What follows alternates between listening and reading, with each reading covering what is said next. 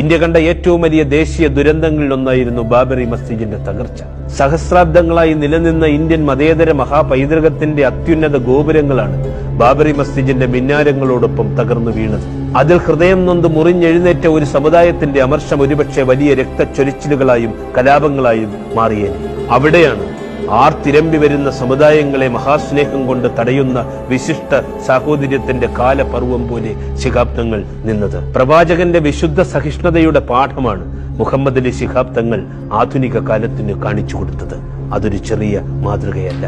അതേ മഹാന്മാർക്ക് മനുഷ്യ സ്നേഹത്തിൽ നിന്നും ദൈവ വിശ്വാസത്തിൽ നിന്നും ഇത്ര വലിയ ചരിത്ര മാതൃകകൾ സ്വജീവിതം കൊണ്ട് സൃഷ്ടിക്കുവാൻ സാധിച്ചു. വിശ്വാസത്തിന്റെയും മതത്തിന്റെയും പേരിൽ ആളുകളെ വികാരം കൊള്ളി ചിളക്കി വിടുവാൻ ആർക്കും സാധിക്കും. പക്ഷേ മുറിവേറ്റിളകി വരുന്ന വിശ്വാസരോഷത്തിന്റെ കടലുകളെ ഒരു ശാന്തി ദൂതനെ പോലെ കാരുണ്യത്താൽ ആർദ്രമായ കടാക്ഷം കൊണ്ട് തടഞ്ഞു നിർത്തുവാൻ മുഹമ്മദ് അലി ശിഹാബ് തങ്ങളെ പോലെയുള്ള ഒരു കാരുണ്യമൂർത്തിക്ക് മാത്രമേ കഴിയൂ. അത്രമാത്രം നീതിമാനും അൽ അമീനും ആയതുകൊണ്ടാണ് ഒരു സമുദായം ആ മഹാന്റെ സന്ദേശം അനുസരിച്ചു പോയത്.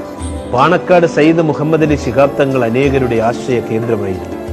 തീർത്ഥാടനത്തിനെന്ന പോലെ ഒട്ടേറെ പേർ എന്നും പാണക്കാട്ടെ കൊടപ്പനക്കൽ തറവാട്ടിലെത്തി മനസ്സിനും ശരീരത്തിനും ശാന്തി തേടി തിരിച്ചു പോകുമായിരുന്നു. വർഷങ്ങൾ നീണ്ടിട്ടും തീരാത്ത വ്യവഹാരങ്ങൾ പോലും തങ്ങളുടെ കോടതിയിൽ നിന്നും പരിഹാരവുമായി മടങ്ങി.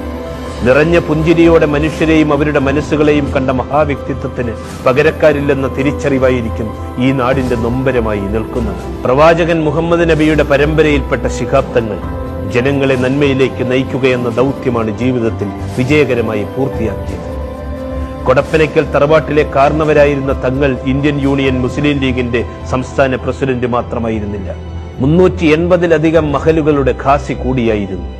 കേരളത്തിൽ അങ്ങോളം ഇങ്ങോളമുള്ള ഒട്ടേറെ സ്ഥാപനങ്ങളുടെ ഉദ്ഘാടനം നിർവഹിച്ച വ്യക്തി കൂടിയാണ് അദ്ദേഹം. മസ്ജിദുകൾ, മദ്രസകൾ, വിദ്യാഭ്യാസ സ്ഥാപനങ്ങൾ തുടങ്ങിയവയൊക്കെ ശിഹാബ് തങ്ങളുടെ മനസ്സിന്റെ നന്മയുടെ സ്പർശത്തോടെയാണ് പ്രവർത്തിക്കുവാൻ തുടങ്ങിയത്.